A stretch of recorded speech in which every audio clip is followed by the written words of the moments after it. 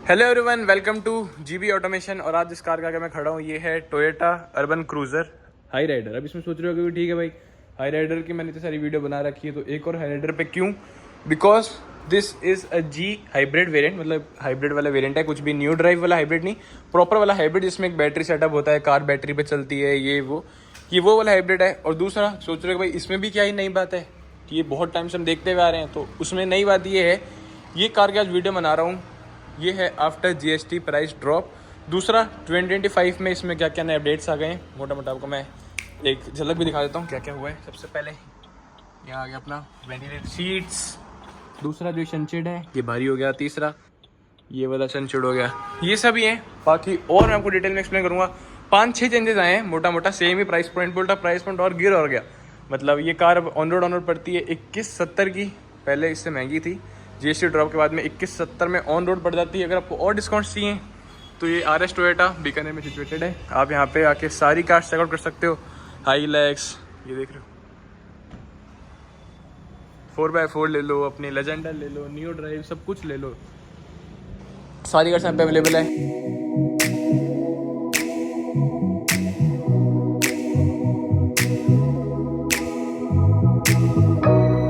तो भाई शुरू करते हैं इसका डिटेल रिव्यू। मैं ये ट्राई करता हूँ कि मैं आराम से वीडियो बनाऊँ, सब कुछ इन सारी डिटेल में समझाऊँ, क्योंकि जो एक कार का जो ओनर इस कार को लेने का प्लान कर रहा है ना, वो ही चाहेगा कि वो एक चीज़ ढंग से देखे, तो उसके लिए ये वीडियो फॉर श्योर काम की रहेगी। सबसे पहले स्टार्ट करते हैं फ्रॉम इट्स की अपने को वही नॉर्मल पुरानी लॉक अनलॉक वाला देखने को मिलता है, सिंपल पैटर्न है, पीछे हाइलाइटर का लोगो आ गया, ये सब नॉर्मल ही चीज़ है। यहाँ पे जो इंजन देख रहे हो दिस इज़ 1000 सीसी का 3 सिलेंडर यूनिट है, इसमें साथ में हाइब्रिड जो बैटरी पावर इनका लगा हुआ है, कुल मिला के पावर निकालता है 116 bhp और टॉर्क निकालता है अराउंड 122 Nm का शायद तक। बाकी मैं आपको और एग्जैक्ट स्क्रीन पे फ्लैश कर दूंगा कितने RPM पे कितना टॉर्क है, ये वो सब आपको स्क्रीन पे फ्लैश कर दूंगा। दूसरा ये इंजन पेपी है 4 शॉट चलाते हुए, जो इसका 4 सिलेंडर इंजन आता है उससे तो ये चलाते हुए आपको मोर मतलब इन्जॉय देगा ही चलाते हुए, मतलब फन टू ड्राइव ज़्यादा रहेगा 4 शॉट उससे। दूसरा फन टू ड्राइव के साथ साथ में माइलेज भी रहेगी। ये कार का जो पर्टिकुलर इंजन है ये सिटी में अगर आप इसको लाइट फुट चलाओ, आराम से चलाओ तो 17 से 18 तक की माइलेज देगी, और अगर आप इसको हाईवे पे आराम से चलाओ तो ये 28 तक की मैक्सिमम माइलेज देती है, जो कि लोगों से क्लेम्ड है, हवा की बात नहीं है, लोगों से क्लेम्ड है। 28 की एवरेज इतनी बड़ी कार, दूसरा इतनी 28 की एवरेज तो एक डीजल गाड़ी भी नहीं निकाल के देती, तो इतनी ज़्यादा हाई माइलेज, इतनी ज़्यादा अच्छी परफॉर्मेंस हाइब्रिड से पॉसिबल है। शुरू करते हैं इसके डिटेल में। सबसे पहले फ्रंट एलिमेंट से, सबसे पहले मैं बात करूं, ये देख रहे हो यूनिट, इसमें ही अपने को इंटीग्रेटेड DRLs आते हैं। नीचे साइड में बात करूं, सिंगल में देखने को मिलता है अपने को प्रोजेक्टर LED हेडलैम्प, यहाँ पे फॉगलाइट की जगह पे ही है, मतलब फॉगलाइट यूजुअली क्या होती है नीचे वाली साइड में होती है, तो इसके हेडलैम्प्स भी नीचे ही, तो वो एक ही काम कर देता है। यहाँ पे इसके चारों तरफ में ऐसे कुछ क्रोम एलिमेंट काइंड ऑफ दिया हुआ है। ये कार में कुछ भी ऐसी चीज़ नहीं लगी हुई, एकदम नई टाइप कार है। नीचे से मैं बात करूँ, ग्रे कलर में नीचे का ऐसा कोई बम्पर में एलिमेंट्स है, क्लैडिंग ले लो, बीच में यहाँ पे carbon fibre kind of finish है, टोयोटा का लोगो, एक साइड में यहाँ से क्रोम चलता हुआ आ रहा है, बीच तक क्रोम आ रहा है, ठीक है, साइड तक है, सेम चीज़ें हैं। अब बढ़ते हैं इसके साइड प्रोफाइल की तरफ। सबसे पहले डायमेंशंस वगैरह को स्क्रीन पे फ्लैश कर दूंगा, मतलब 4300 समथिंग लंबी कार है ये, जो सब 4 मीटर्स कार आती हैं उससे थोड़ी सी बड़ी, मतलब इसका सेगमेंट आप ये ले लो टाटा कर्व और हाई राइडर, इसकी सिस्टर ब्रांड, मतलब कोलैबोरेशन वाला इनका सिस्टम है, Hyryder, Grand Vitara, Curvv और नेक्सॉन थोड़ी सी छोटी रहेगी इससे, पर लोग बाग नेक्सॉन को इससे पता नहीं क्यों कंपेयर करते हैं, वो तो इसके कंपैरिजन का प्रोडक्ट भी नहीं है। और यहाँ बात करी जाए स्कॉडा की काइलैक, वॉक्सवैगन की जो दूसरी आती है वो भी आ गई, इतना सा ही है, क्रेटा, सेल्टॉस, ये सब इसके कॉम्पिटिशन्स की कार है। अपन इसी कार पे फोकस करते हुए इसके अलॉय व्हील्स की तरफ बढ़ते हैं। अलॉय व्हील्स का design same as it is, कुछ यहाँ पे चेंज नहीं हुआ। 215, 60, 17 इंच के अलॉय व्हील, अपोलो का टायर, साइड में रफ में ब्लैक क्लैडिंग है, ये रफ क्लैडिंग यहाँ से पीछे होती हुई जाती है। साइड में यहाँ पे HEV की बैजिंग है, this is for hybrid system, मतलब जो न्यू ड्राइव वाला हाइब्रिड नहीं, जिनको ओरिजिनल बैटरी वाला बैकअप आता है उसमें। और यहाँ नई चीज़ क्या आई है जी में, वो आ गई ये, जैसे मतलब ये जैसे इग्निशन पे कार होगी, मैं 2 बार बटन दबेगा, आपको मैं स्कैन करके भी दिखा देता हूँ।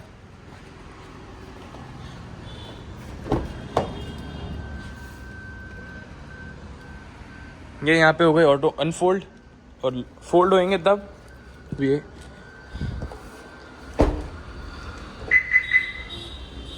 मतलब लॉक में हो जाते हैं, फोल्ड और अनफोल्ड होंगे इग्निशन के साथ, जो कि ठीक चीज़ है। यहाँ बात करी जाए साइड में रिक्वेस्ट सेंसर आ गए, यहाँ पे को ड्राइवर साइड दोनों साइड है।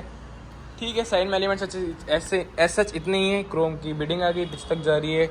ऊपर रूफ रेल आ गया, सन रूफ आ गया, शार्क फिन एंटीना आ गया, जो इसका ये पिलर है, जो इसका क्वार्टर पैनल है वो भी ठीक है, एयरी काइंड ऑफ फील है। और सारे के सारे जो इसके विंडोज़ हैं यूवी कट ग्लासेस हैं। अब बढ़ते हैं इसके पीछे की तरफ। ठीक है, ज़्यादा वीडियो को मैं लंबा नहीं खींचूंगा क्योंकि ये प्रोडक्ट काफ़ी टाइम से मार्केट में चलता हुआ आ रहा है, आप लोगों ने बहुत देखा हुआ भी होगा। और जी वेरिएंट की बहुत सारी वीडियो भी होगी यूट्यूब पे, पर जी ये इसकी HEV जो इसकी ओरिजिनल हाइब्रिड वाली है उसमें भी 2025 अपडेटेड में वीडियोस लिमिटेड ही है। और मैं एकदम अच्छे से तसल्ली से उसकी वीडियो बनाने वाला हूँ। रियर वाइपर, रियर डिफॉगर सब कुछ है। रियर स्टॉपिंग लाइट आ गई। पीछे से बात करूँ, क्रोम का ये एलिमेंट आ गया। इसके निचले मॉडल्स में जाओगे तो ये सिल्वर काइंड ऑफ में आएगा, ऐसा कुछ। इसके आगे टेल लाइट्स कनेक्टेड नहीं है, ऐसे कुछ की डिज़ाइन है। नीचे की तरफ ये चीज़ें, इसमें हेलोजन का यूनिट है, ये थोड़ा सा ऑकवर्ड है, अजीब है। इतनी महंगी कार में 21-21.5 लाख की कार में यहाँ पे एटलीस्ट LED तो आना ही चाहिए था। अर्बन क्रूजर हाइलाइटर की बैजिंग इतना सही है। बूट स्पेस की तरफ अपन बढ़ते हैं अब, तो यहाँ पे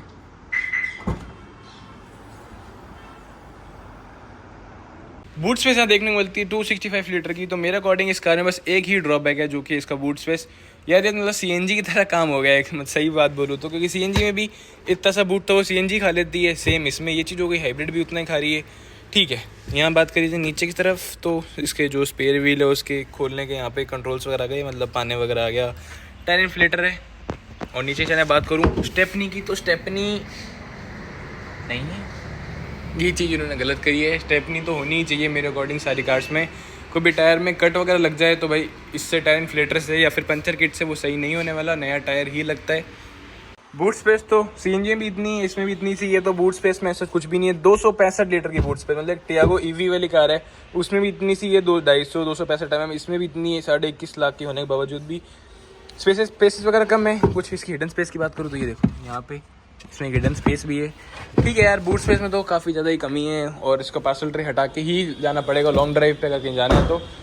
अब बढ़ते हैं मैं इस कार के इंटीरियर की तरफ। इंटीरियर में सबसे पहले आपको एक्सप्लेन करता हूँ कि क्या क्या चीज़ें चेंज हुई है, क्योंकि मेन वीडियो को टॉपिक ही वही है। तो सबसे पहले ये जो इंटीरियर आता है इसको चॉकलेट सा कलर में, वो अभी भी यहाँ पे कंटिन्यूस सॉफ्ट टच है, ये वो।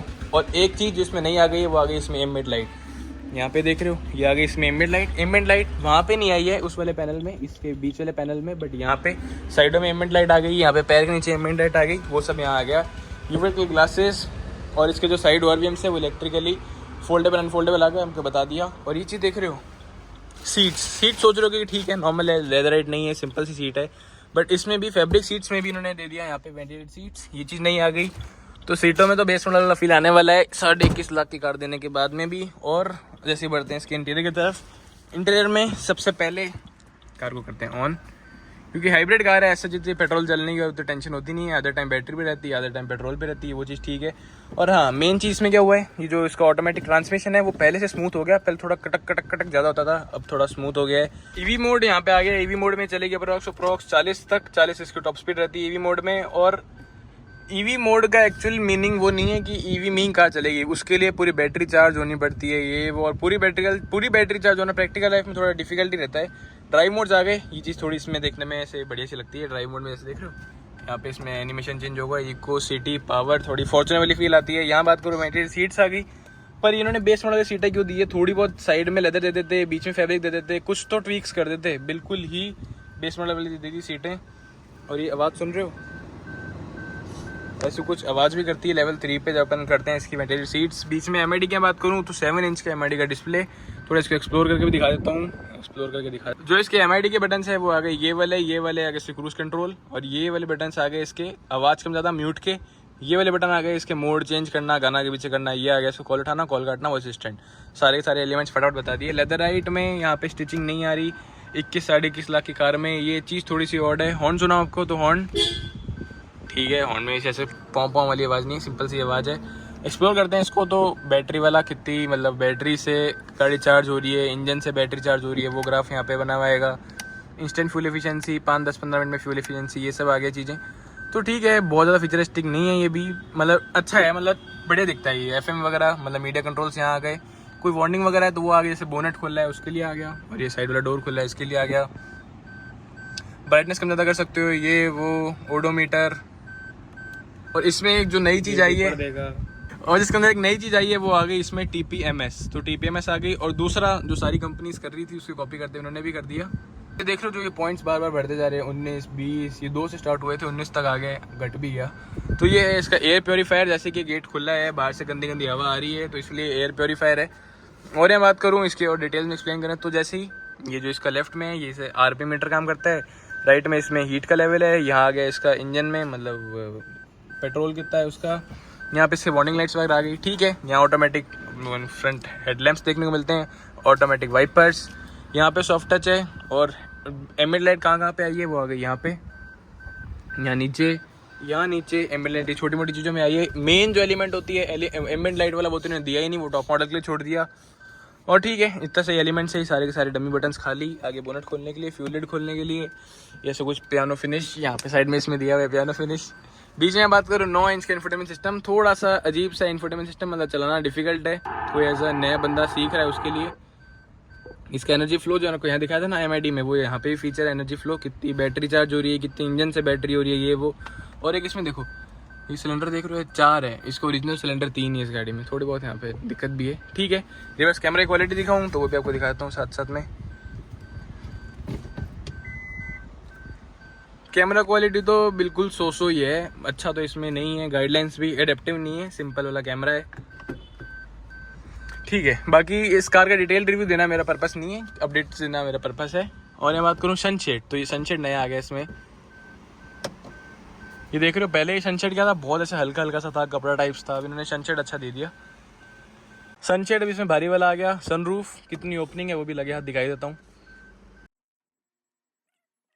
दोनों के दोनों ग्लासेस ओपन होते हैं। और सनरूफ ओपन होने के बाद में तो एक कार में काफ़ी एयरी फील होता है, ये तो चीज़ है। यहाँ बात करूँ लाइट आ गई और इतना सही है, मतलब ठीक है। सॉफ्ट टच आ गया यहाँ पे, और ये चीज़ LED कैबिन लाइट्स आ गई जो इनकी पहली कार में आई है, मतलब मारुति वालों की। टोयोटा वाले तो चलो फॉर्च्यूनर में देते हैं, पर इसमें मारुति नहीं तो टोयोटा की कार है एज सच, बट जब अपन बात करें ना इससे मारुति की ग्रैंड विटार, और ये इसमें नहीं आ गई है। LED यहाँ पे लाइट्स आ गई, कैबिन लाइट, सनग्लास होल्डर आ गया, ऑटोमेटिक इसमें देखने को मिलता है अपने को, डिमिंग IRVMs। पीछे छड़े बात करूँ तो ये चीज़ इसमें नहीं आई है, जो कि आ गया सनशेड। तो भाई सनशेड मेरे को, मैं पहले की इस कार की मतलब टोयोटा मारुति की बहुत बुराई करता था कि इनमें सनशेड नहीं आता, ये वो भी इन्होंने सनशेड भी डाल दिया, सारी की सारी लाइट्स डाल दी कैबिन लाइट्स वाइट में। तो इतना सही मोटा मोटा फ़र्क आया है, जो कैबिन लाइट्स हो गई वो हो गई वाइट में, और पीछे यहाँ सनशेड आ गया, और ये मेन ये चीज़ आ गई जो इसे बोलते हैं अपन 20 सीट्स, और ऑटो फोल्डिंग IRVMs आ गए। ठीक है, इतना ही है। बाकी और मैं बात करूँ, सबसे सुनाता हूँ आपको पहले इंजन नॉइस को सुनाऊंगा आपको स्पीकर नॉइस, स्पीकर साउंड। जैसे यहाँ पे हो गई है कार स्टार्ट, पता ही नहीं चला, बस एक च्यों की सी आवाज़ आ रही है, वो भी शायद तक से AC की है, जैसे AC ऑफ करता हूँ वही बंद हो गई। मतलब इंजन नॉइस सबको सुनाऊँ ना मैं, ये देखो ये इसकी इंजन नॉइस। भाई बाहर से इंजन नॉइस सुना के आना।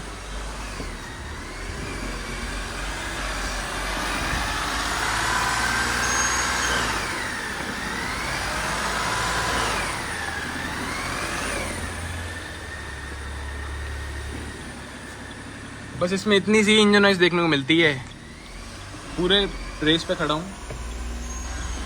ठीक है, इंजन नॉइस इतनी सी है। आपको सुनाता हूँ इसके स्पीकर साउंड और वाइब्रेशंस वगैरह। यार आपको प्रैक्टिकली इन रियल लाइफ बताऊँ ना तो 3 सिलेंडर इंजन है, वाइब्रेशंस तो है मतलब ठीक है, बट जब चलते टाइम में आपको पावर वगैरह पिकअप में भी इंक्रीज आने वाला है, बट वाइब्रेशंस वगैरह है। 4 सिलेंडर इंजन है, उतनी सी वाइब्रेशन है, उससे समझो 19 या 20 है, मतलब 20 इसमें ज़्यादा ही है वाइब्रेशन का। आपको एक प्रूफ दिखाऊँ ना,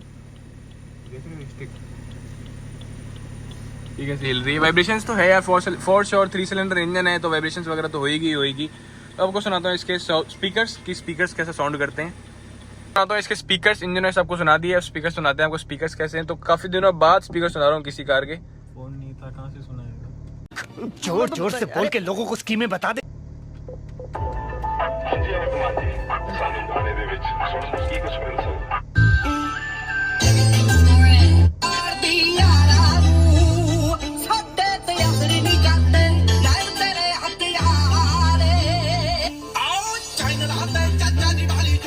बेस लेके आता हूँ, बेस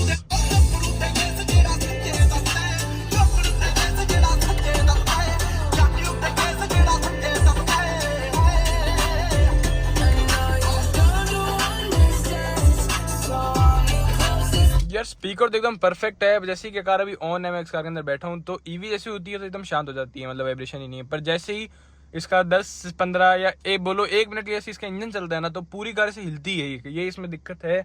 बहुत सारे लोगों ने इसको पहले ही बताया हुआ है, मैं वापस बता देता हूँ कि इस कार में ये दिक्कत है। जैसे ही इंजन ऑफ होता है तब तक एकदम ईवी में चलती है, साइलेंट रहती है। जैसे इंजन ऑन होता है तो पूरी कार यूँ खड़खड़ करके हिलती है।